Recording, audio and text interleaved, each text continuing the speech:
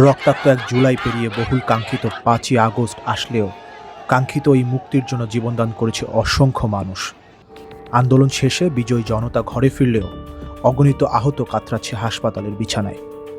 পঙ্গুত্ব নামক অভিশাপ বরণ করে নিয়েছে মুক্তির বিনিময়ে।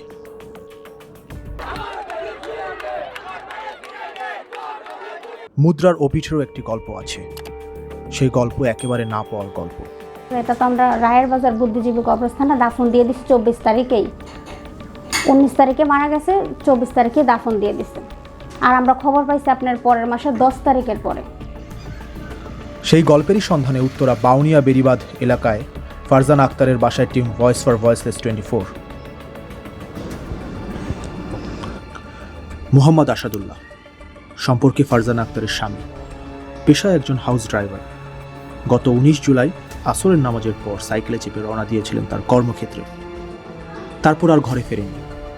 স্ত্রী ফারজানা আক্তার এক হাসপাতাল থেকে অন্য হাসপাতালে চষে বেড়ালেও কোথাও দেখা পাননি প্রিয় মুক্তির। অবশেষে 10ই আগস্ট জানতে পারেন শহীদ বুদ্ধিজীবী কবরস্থানে বেওয়ারিশ হিসাবে স্বামীর লাশ দাফন করে দিয়েছেন আঞ্জুমান মফিদুল ইসলাম। আমার হাজব্যান্ড 19 তারিখ শুক্রবার আসরের নামাজের পরে বাসা থেকে বের হয়েছিলেন। 7 নম্বর সেক্টর যাওয়ার উদ্দেশ্যেই বের হয়েছিলেন, কিন্তু বাসায় আমাদেরকে বলে যায় নাই কোথায় গেছেন। কিন্তু 7 নম্বর সেক্টর 2 নম্বর রোডের মাথায় উনি সাইকেল নিয়ে বের হয়েছিল, সাথে ওই সাইকেলটা পাওয়া গেছে। তা ওইটা 4 দিন পরে আমরা খবর পাইছি ওইখান থেকে যে ওইখানে সাইকেল পাওয়া গেছে। তারপর না ওইখানে 8টা লাশ ছিল। ওনারা বলছে যে আমরা একসাথে 8 জন দাফন দিচ্ছি পাশাপাশি, তো আপনারা চাইলে দেখে আসতে পারেন।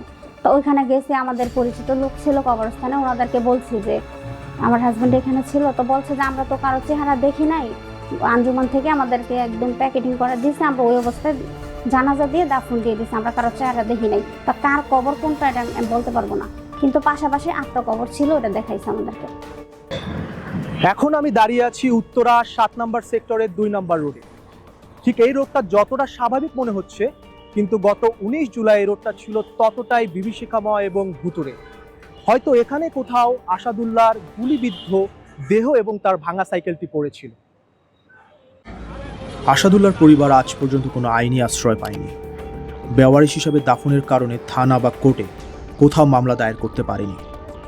সিস্টেমের অন্ধকারে হারিয়ে যাওয়া এই পরিবারের চিৎকার পৌঁছাচ্ছে না বিচার বিভাগের কানে। স্বামী হারিয়ে ছোট ছেলে এবং মেয়ে নিয়ে মানবেতর জীবন কাটাচ্ছেন ফারজানা আক্তার। আইনি সমস্যা বলতে আমাদেরকে তো কোনো জায়গা থেকে সিসি ক্যামেরা ফুটেজ বা কোনো ফুটেজ আমাদেরকে দেয় নাই। ঢাকা মেডিকেল আমি অনেকবার গেছি ফুটেজ দেখার জন্য, ওইখান থেকেও কোনো ফুটেজ আমাদেরকে দেখায় না, বলছে যে না এটা আমাদের পারমিশন নাই। এখন যে কোর্টে মামলা করার জন্য গিয়েছিলাম, কিন্তু ওইখানে ডেথ সার্টিফিকেট চাইছে, কিন্তু আমাদের তো ওই ডেথ সার্টিফিকেটটা অরিজিনাল নাই। বেওয়ারিশ সার্টিফিকেট একটা আপনার শাহবাগ থানা থেকে দিছিল যে ওনারা দাফন দিছে, ওই পর্যন্ত একটা সার্টিফিকেট দিছে, ওটার মধ্যে নাম ঠিকানা কোনো কিছু লেখা নাই। আইনি বিশেষজ্ঞরা বলছেন এ ধরনের ঘটনায় আইনি সহায়তা পাওয়া অত্যন্ত জরুরি। বেওয়ারিশ হওয়ার পরে তার স্বজনরা তার লাশ খুঁজে বেড়াচ্ছে। হসপিটাল থেকে কবরস্থান দৌড়াদৌড়ি করে তারা নিশ্চিত হলো কোথায় এক গোরস্থানে তাকে দাফন করা হয়েছে। থানায় মামলা করতে গিয়েছে, থানা ডিসিজের আইডেন্টিফিকেশনের কারণে মামলা নিচ্ছে না। এই ক্ষেত্রে থানার সংশ্লিষ্ট পুলিশ এদের এগিয়ে আসতে হবে।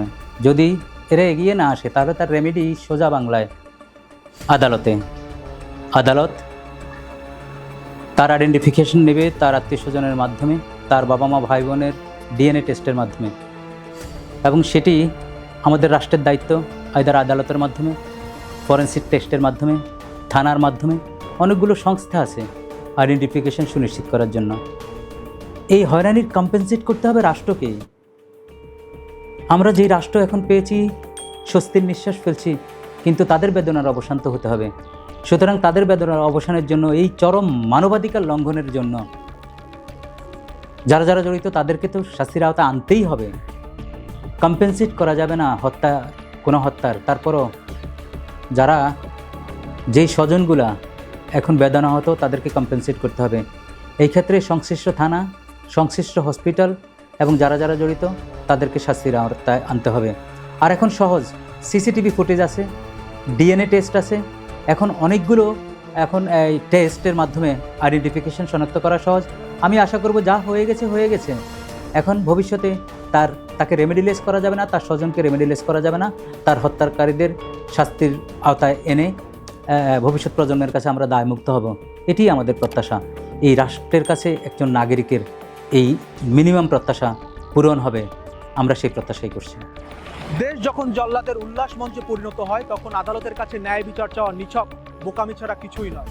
কিন্তু সময় বদলেছে সরকারও।